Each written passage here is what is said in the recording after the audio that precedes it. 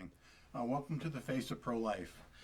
Things might look a little different this evening. It's the first time in many months that we've had a program, and of course because of COVID we had to set things up differently. I'll be the host tonight. You're probably familiar with Darlene Wagner. She's usually here, and we've had other moderators, but tonight only one person's allowed in the studio at a time, so I'll be your moderator and the guest, and pretty much doing all the talking. But I hope I can hold your interest for the next half hour or so. And you may know me that I'm Vice President of Connecticut Right to Life. Been involved for many, many years in pro-life, actually since 1974. So I hope I can keep you up to date on what's happening with some of the current events. And there is a lot happening. I'm going to refer to some notes tonight, since we don't have anyone to bounce ideas off of and get other ideas and information from. But there is a lot happening. I want to start off with, of course, you all know that President Trump has just nominated a new person for the U.S. Supreme Court. There's a vacancy there, and that brings it to 8-8, pretty much split. Depending on the issue, almost 4-4 between conservatives and liberals. And, maybe we have a fifth vote on some things, but the Chief Justice sometimes has gone off the reservation on other issues, and some of the other justices as well. So if the new nominee, which is Amy Coney Barrett, is confirmed, then that could possibly give us at least on some issues, and hopefully the pro-life issue, a 6-3 majority, which would be the most we've ever had. Just a few things on Amy Coney Barrett. You probably heard a number of things about her, but obviously what stands out most is that she's her law school. I don't know if it was a dean or one of her professors, when he was asked to give a recommendation about 3 years ago when she was up for appointment to the Court of Appeals, he said that she is the best student I have ever had, and this was from the Notre Dame Law School. So that pretty much summed it up. Obviously Notre Dame Law School has been around for a long time, and this would be the best student they've ever had there. She graduated from Notre Dame Law, and then she started teaching at Notre Dame Law, and for a number of years. And then about 3 years ago, as I said, she was first time on the court. She was appointed to the U.S. Court of Appeals for the 7th Circuit. So she's been there for about 3 years, and in that time she's handled about 600 different cases. So she's a fairly new justice, but at the same time, 600 cases is quite a bit of experience. And then, of course, two other things that stand out is that she's a mother, and she would be the first justice in U.S. Supreme Court history to have elementary school children at the time that would be on the bench on the Supreme Court. And two of those children were adopted from Haiti, and one of her children has Down syndrome. So she's got a big family, 7 children, and has been in touch with young people as far as being on a college campus, and I hear that she volunteers at her elementary school to help out there and so on. So she's a busy woman, but obviously a very accomplished woman, and intellectually, one of the superior minds in the country in terms of law. And of course, the other thing that keeps coming up is her religion. And when other justices come up, you don't often hear about what their religion is. And it's not supposed to make a difference in confirmation for, according to the U.S. Constitution, it says that religion should never be a test for someone to get a position. But in the last few hearings for different court appointees, mainly by Trump, over the last few years, the religion, particularly the Catholic religion, has been brought up, or even membership in the Knights of Columbus. I'm a Knight myself. In fact, I worked for the Knights for 34 years before I retired. And that would, according to some, that could mean that I could not be eligible for a court appointment. Not that I have a law degree anyway, but that should not disqualify any person from the court, whether they're a Knight of Columbus or simply a Catholic or any other religion. So the hearings will begin. The committee, should be up for confirmation hearings before the U.S. Judicial Committee, Senate Judicial Committee, or Committee on the Judiciary, I should say, beginning on October 12th.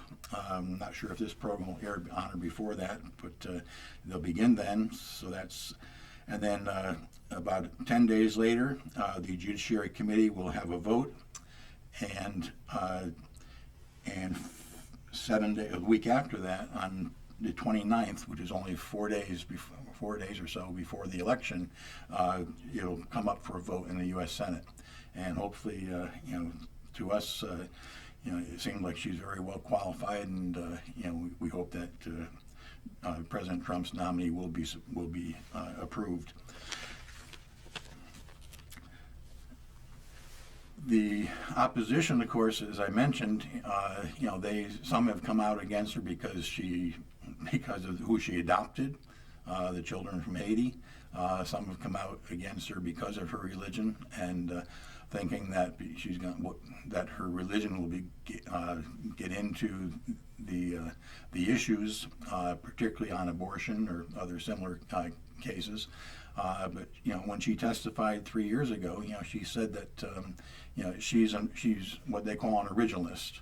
So she goes back to what the words of the Constitution meant when they were written, and you look for the meaning of the words then, and what was the intent of the Congress when they wrote the different laws, and see if those laws measure up to the words of the Constitution, and you go from there. So she's not one that would legislate from the bench, as we unfortunately too many others have done.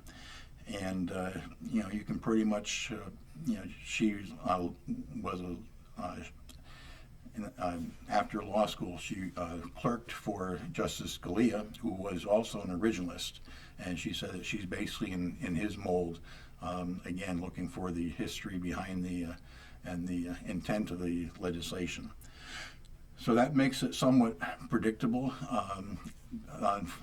Maybe it's because the other side projects themselves that they sort of make things up as they go along, and they talk about a living Constitution that they change instead of going through the Article 5 of the Constitution, which tells you how to amend the Constitution and change it if need be. And there have been a number of constitutional amendments that have been approved over the years, starting with the Bill of Rights, the first 10 amendments, and about 24 or so after that. That's the way you change the Constitution. But the progressives or liberals seem to think too often that you change it by simply going to the Supreme Court and getting them to change it. That's not how it's supposed to work. So, Amy Coney Barrett, she would work the traditional way of, going according to what the Constitution says. And if amendments are needed, then that's up to Congress and the states to promote and then to approve of. Of course, one of the biggest issues, and the one that we're most concerned about, would be Roe v. Wade. She has said in the past that she's for, she respects stare decisis, which means that previous Supreme Court decisions should be abided by in most cases. You can't have the court, you can't have the law changing from one year to the next or one decade from another. Whatever the court has said previously, that should be the law, and the law doesn't change unless the law is changed by Congress, or in the case of states, by the state legislature.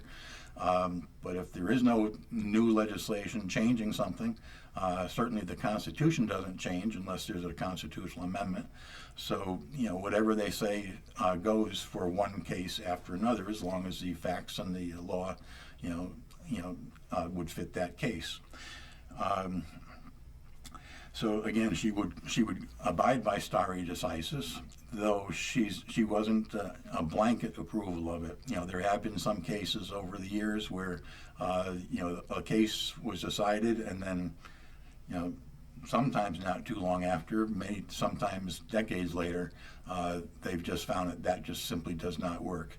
And, practically speaking, and that it really probably wasn't in tune with the Constitution the way it was written.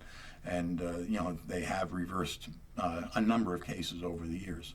So she feels that, if they decide that some case was blatantly, wrong, and impractical, then, she would, in those cases, consider reversing a case.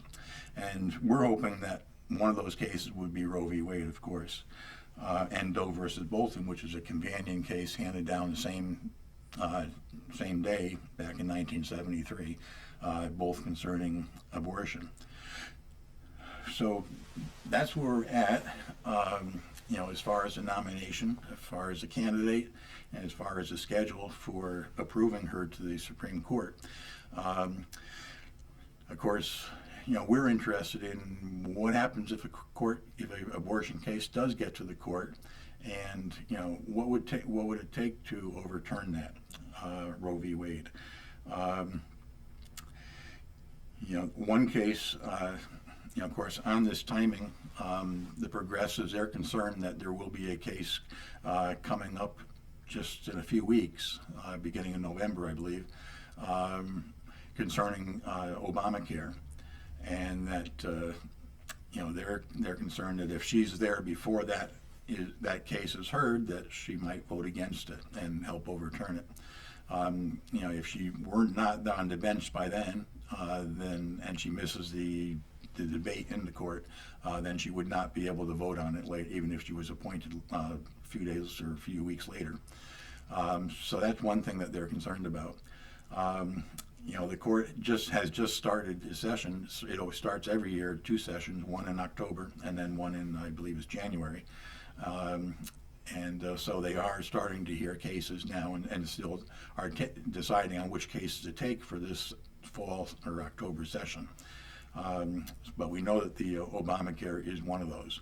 So we'll have to see what happens once she's appointed and approved. But then I don't know if any other abortion case will be taken and heard this session. But certainly, if not this session, they could come up next session, or certainly in other years in the future. One case was just heard just decided this past June, or was announced in June, the end of June, concerning a case out of Louisiana, and that one was very similar to Texas, a case from Texas a few years ago, as to whether doctors had to have privileges, abortionists had to have privileges at a local hospital. And, the court ruling was no, that they don't, which is the way that they had ruled on a case from Texas, as I said, on a somewhat similar law there. And again, with stare decisis, it was the Chief Justice that he decided, he voted against the pro-life position that you should have admitting privileges, because he said that, the previous case from Texas was judicial precedent, and that, by stare decisis, he should uphold that precedent and not turn around and just change it a couple of years later. So that's, you can see that principle, stare decisis, playing out in real time there. Some people have asked, okay, so what happens if we have 6 pro-life votes on the court and three probably against overturning Roe v. Wade? What happens if Roe v. Wade is overturned? What would happen then? The issue really comes down to how is it going to be overturned. Two things could happen, really. One would be that this court simply says Roe v. Wade was wrong. There was nothing in the Constitution about abortion or a right to privacy concerning abortion, and that basically, states can rule and can make laws, regulating abortion or even prohibiting an abortion, and that would simply mean that it goes back to the way it was before Roe v. Wade, 1973, from the beginning of the country. the first, it's always been a state prerogative as to what the laws would be concerning abortion. In the beginning of the country, we simply had the common law, and around in the 1820s, then it started to be put in, the common law started to be put into statute. So the state legislatures would pass laws. Connecticut was one of the first ones to do so. Saying that abortion could be would be outlawed. And Connecticut and many other states, they first outlawed abortion from the point of quickening. That was when the mother could feel the baby moving in her womb. And they chose that point because that was the first time that they could know that the baby was alive. Before that, they had, medicine was pretty crude back then and pretty primitive, and they didn't know that the baby, they knew the baby usually takes 9 months, but they didn't know if the baby was actually alive at that, in the first 2, 3, 4 months or so. So it wasn't until the point of quickening that they felt that they had some kind of proof that the baby was alive, and then after that point, they could ban abortion because they could say you're actually killing a living human being.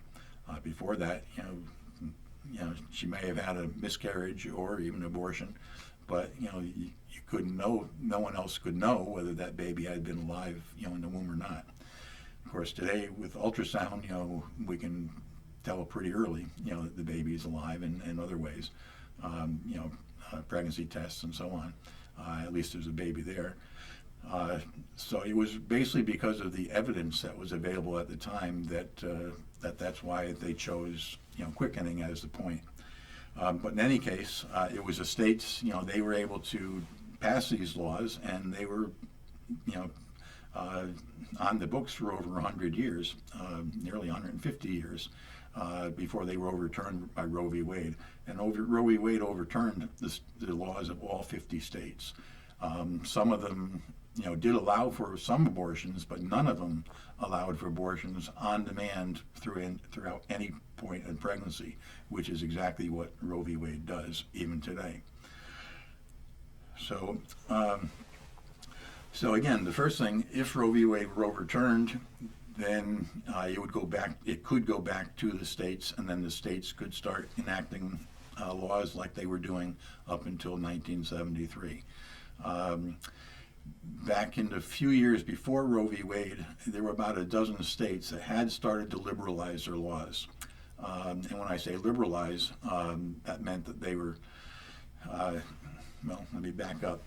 Connecticut passed a law, banning abortion after quickening, but that was in the 1820s.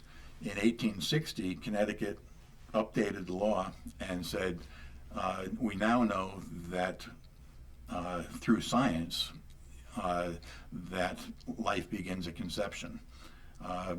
And from that point on, the state of Connecticut banned abortion from conception. So it moved it from quickening back to conception. And a lot of other states followed that as well. And that was based on 1858 and 1859. The American Medical Association had a committee set up to study abortion, and they came out and said that it's a human being from conception. So then Connecticut and the other states started changing their laws, updating their laws, and basically Connecticut's law was the same, pretty much the same, from 1860 until 1972. That life begins at conception, and that abortion was banned from that point on. In 1972, Connecticut actually even added a preamble saying exactly that it's the intent of the legislature that life begins at conception. And that was only 9 months later that Roe v. Wade struck down the Connecticut law and all the other 59 state laws. So that would be where we would be. Connecticut could go back to its old laws of banning abortion at any time, or just before Roe v. Wade. I think it was in New York. I think they had allowed abortion up to, I think, maybe 3 or 4 months. And Colorado and a few other states had also done that in the 60s. They had, changed their laws, which probably were, banning it from conception to then allowing it in the first few months, whatever, varied from state to state. But those laws weren't liberal enough for the court, so they were all struck down. But with Roe v. Wade overturned, we could go back to those. There's another scenario, though, as well, and that is if Roe v. Wade were not simply struck down, but the court found that the unborn child is a person. We call this, the personhood issue, as opposed to the abortion issue. If they said that the unborn child is a person, then that could be done in a case that is not an abortion case to go in the Supreme Court. It could be, there's a number of other issues. For many years, hundreds of years actually, the unborn child has been considered a person in other parts of the law. Concerning wills, if you say that I'm leaving my inheritance to my children, if there was an unborn child at the time that the person died, that child would often be entitled to a portion of the inheritance.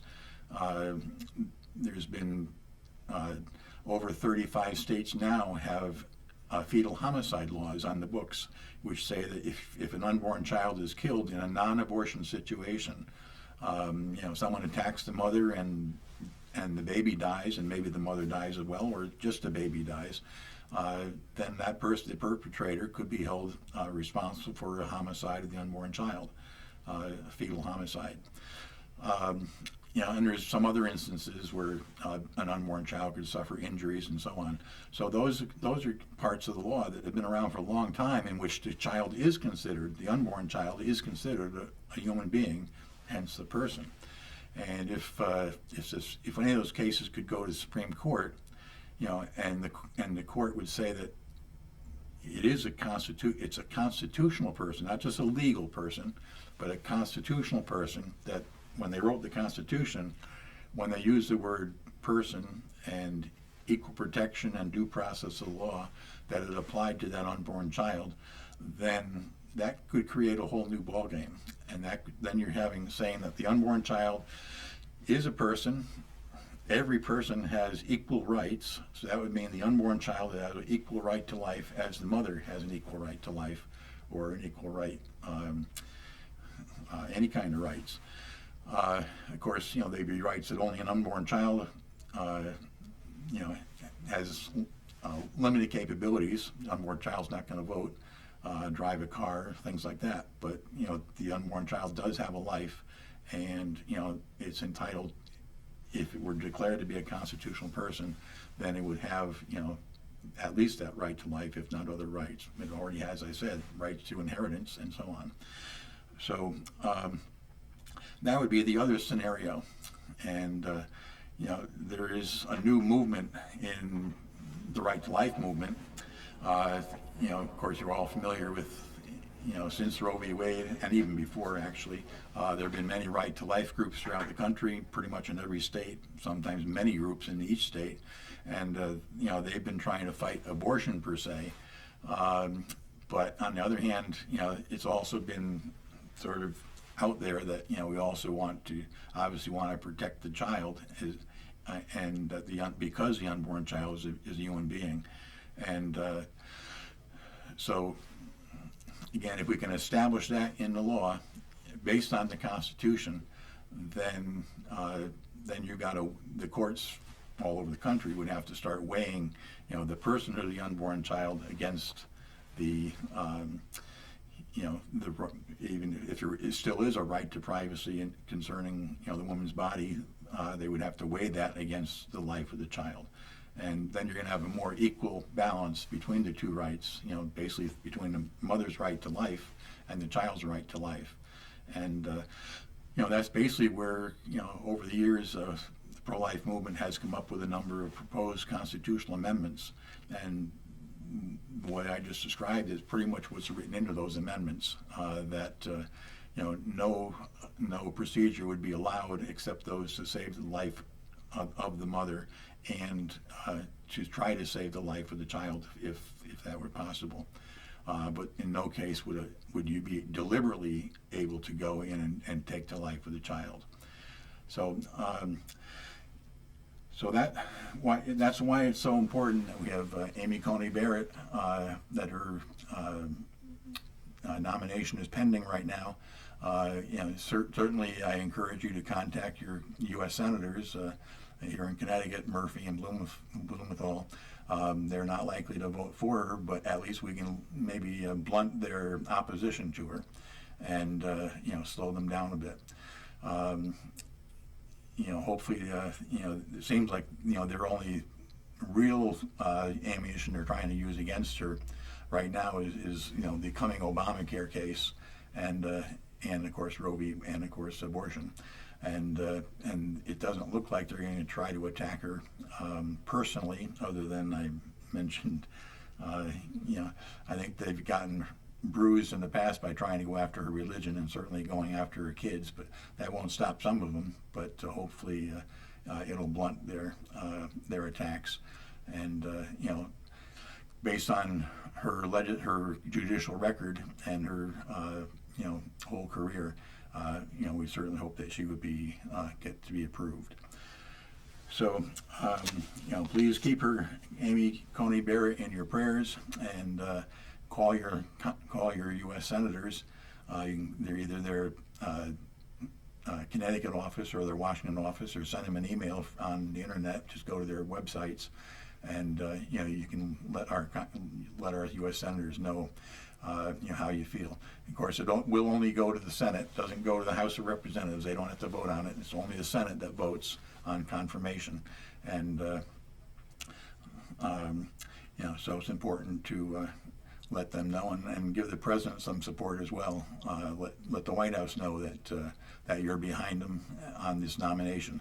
This is the third nomination that's come up in his term, which is a very large number. Usually president may only get one or at the most two nominations, so that he's gotten three and appointed two other very good people.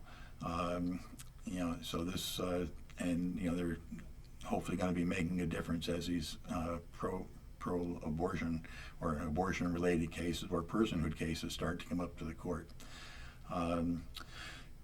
So we'll see what happens in the next few weeks, and hopefully Amy will be on the court very soon. And with the looks of things, with the election coming up as well, it's very important that that we have a new president or returning president that's going to be pro-life, and that would continue to appoint pro-life justices to the Supreme Court. We know that Joe Biden has pretty much said he's changed his position. He's for, or he's against the Hyde Amendment now. He was for it for many years, but unfortunately he's now turned against it, and he's pretty much picking up the Democratic party line, which is pro-abortion, and we would expect that he would go that way, as appointing Supreme Court justices. So, so when you vote on November 3rd, keep that in your mind as to whether we can count on a new president to continue nominating pro-life Supreme Court nominees. So I want to thank you for your attention this evening. Again, this is a new format for us, and we'll be doing it for at least a few weeks. We'll see how it goes as far as the COVID virus spread continues. Hopefully that'll go away as well sooner or later. And but until then, this is the face of pro-life, and we hope that you'll continue standing up for the unborn and for the mothers, who are also hurt and by abortion. And thank you, and we'll see you next time.